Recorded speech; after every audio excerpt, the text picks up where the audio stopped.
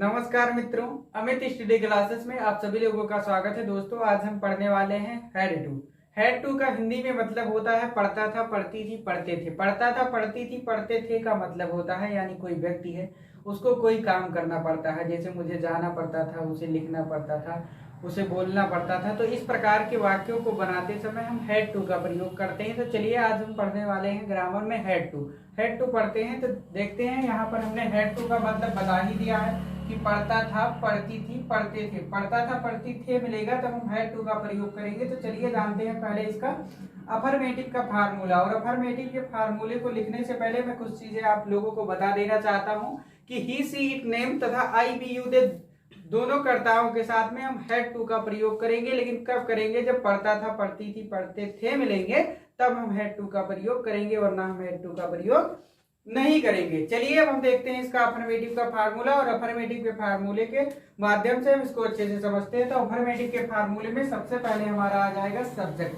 और सब्जेक्ट के बाद में आ जाएगा हमारा हेड टू। हेड टू उसके बाद में आ जाएगा हमारा वर्ब की फर्स्ट फॉर्म। ये है हमारा अफर्मेटिव का फार्मूला। चलिए हम फार्मूले के माध्यम से अच्छे से इसको बनाते हैं एग्जाम्पल लेकर के। सब्जेक्ट का मतलब यहाँ पर होता है कर्ता, यानी जिसके द्वारा कार्य किया जाए। हेड टू का मतलब हमने बता ही दिया है, पढ़ता था, पढ़ती थी, पढ़ते थे। वर्ब का मतलब होता है यानी क्रिया, क्रिया का मतलब होता है यानी कोई कार्य, जैसे कोई कार्य करना पड़ता है। तो चलिए एग्जाम्पल के माध्यम से इसको समझते हैं। जैसे मुझे जाना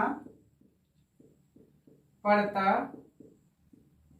था, मुझे जाना पड़ता था। तो यहाँ पर पहले आएगा हमारा सब्जेक्ट, और सब्जेक्ट में लिखा है मुझे के लिए यहाँ पर हो जाएगा आई, और आई के साथ में हम हेड टू का प्रयोग करेंगे। हेड टू हमने इसलिए लगाया क्योंकि यहाँ पर पढ़ता था लिखा है। अगर पढ़ता था नहीं लिखा होता तो हम हेड टू का प्रयोग नहीं करते। उसके बाद में आ गया हमारा वर्ब। वर्ब का मतलब होता है यानी क्रिया, क्रिया का मतलब यानी होता है कोई काम। तो काम है हमारा जाना, और जाने के लिए यहाँ पर हो जाएगा गो। चलिए एक एग्जाम्पल हम और ले लेते हैं। उसे घूमना पड़ता था, उसे घूमना पड़ता था। चलिए पहले आ गया हमारा सब्जेक्ट, और सब्जेक्ट में लिखा है उसे। तो उसे के लिए यहाँ पर हम ही और सी दोनों लिख सकते हैं, क्योंकि निर्भर हमारे ऊपर करता है कि हम बता किसको रहे हैं। उसके बाद में हमारा आ जाएगा यहाँ पर हेड टू। फिर आ गया हमारा वर्ब, तो काम है हमारा घूमना, घूमना के लिए यहाँ पर हो जाएगा वॉक। इसी तरह से हम कई सेंटेंसों को बना सकते हैं, जैसे उसे घूमना पड़ता था, उसे लिखना पड़ता था, उसे पढ़ना पड़ता था। इस प्रकार के वाक्यों को हम हेड टू में बना सकते हैं। चलिए अब हम देखते हैं नेगेटिव का सेंटेंस, और नेगेटिव का फार्मूला बना करके एग्जाम्पल के माध्यम से हम उसको अच्छे से समझते हैं। तो चलिए अब हम लिखते हैं नेगेटिव का फार्मूला। और नेगेटिव के फार्मूले में सबसे पहले आएगा हमारा सब्जेक्ट, और सब्जेक्ट के बाद में हमारा आ जाएगा यहाँ पर हेड, और उसके बाद में हमारा आ जाएगा प्लस नॉट, फिर आ जाएगा टू, फिर आ जाएगी हमारी वर्ब की फर्स्ट फॉर्म। चलिए हमारा नेगेटिव का फार्मूला, यहाँ पर हम नहीं के लिए नॉट का प्रयोग करेंगे। जैसे एक एग्जांपल लेते हैं हम, तुम्हें घूमना नहीं पड़ता था, तुम्हें घूमना नहीं पड़ता था। चलिए अब हम इसको बनाते हैं। तो पहले सब्जेक्ट आया, सब्जेक्ट में लिखा है तुम्हें, तो तुम्ही के लिए यहाँ पर हो जाएगा यू, और यू के बाद में हम यहाँ पर हेड का प्रयोग करेंगे, क्योंकि यहाँ पर पढ़ता था लिखा है। अगर पढ़ता था नहीं लिखा होता तो हम हेड का प्रयोग नहीं करते। उसके बाद में हम यहाँ पर हेड लगाएंगे, और हेड के बाद में हम नॉट लगाएंगे। नॉट हम इसलिए लगाएंगे क्योंकि इसमें नहीं लिखा है। अगर नहीं लिखा होता तो हम नॉट का प्रयोग नहीं करते। तो हेड नॉट, उसके बाद में हमारा आ जाएगा टू, फिर आ जाएगा हमारा वर्ब, वर्ब यानी हमारा काम। तो काम है घूमना, घूमने के लिए हो जाएगा वॉक। चलिए एक एग्जांपल और ले लेते हैं। राम को लिखना नहीं पढ़ता था। पहले आएगा हमारा सब्जेक्ट, और सब्जेक्ट है हमारा राम, तो यहाँ पर राम के लिए हो जाएगा राम। उसके बाद में हम हेड का प्रयोग करेंगे, हेड, फिर आ जाएगा हमारा नॉट, टू, फिर आ जाएगा हमारा वर्ब, वर्ब यानी हमारा काम। तो काम है हमारा लिखना, और लिखने के लिए यहाँ पर हो जाएगा राइट।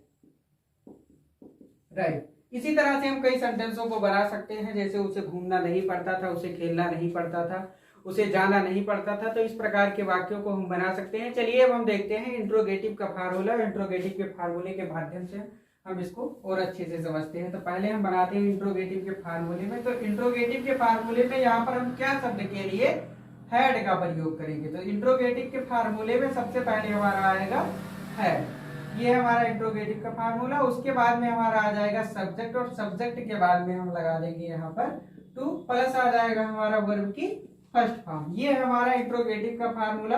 और इंट्रोगेटिव के फार्मूले को हम एग्जाम्पल के माध्यम से अच्छे से समझते हैं। जैसे क्या तुम्हें पढ़ना पड़ता था। क्या तुम्हें पढ़ना पड़ता था। चलिए पहले आ गया हमारा यहाँ पर क्या शब्द के लिए हैड का प्रयोग करेंगे। तो हैड यू, उसके बाद में टू का प्रयोग करेंगे। उसके बाद में हमारा आ गया वर्ब, वर्ब यानी हमारा काम। तो काम है हमारा पढ़ना, और पढ़ना के लिए हो जाएगा रीड या स्टडी। स्टडी। चलिए एक एग्जांपल और ले लेते हैं। क्या राम को खेलना पड़ता था। क्या राम को खेलना पड़ता था। तो पहले आ जाएगा हमारा यहाँ पर क्या शब्द के लिए हैड, और हैड के बाद में फिर आ गया हमारा सब्जेक्ट, और सब्जेक्ट में लिखा है राम। तो राम के लिए राम हो जाएगा। उसके बाद में हम टू का प्रयोग करेंगे। फिर आ गया हमारा वर्ब, वर्ब यानी हमारा काम। तो काम है हमारा खेलना। तो खेलना के लिए यहाँ पर हो जाएगा प्ले। इसी तरह से हम कई सेंटेंसों को बना सकते हैं। जैसे क्या तुम्हें लिखना पड़ता था, क्या उसे घूमना पड़ता था। मित्रों, अगर वीडियो पसंद आया हो तो चैनल को लाइक और सब्सक्राइब जरूर करें। वीडियो कैसा लगा ये हमें कमेंट बॉक्स में जरूर बताएं। धन्यवाद।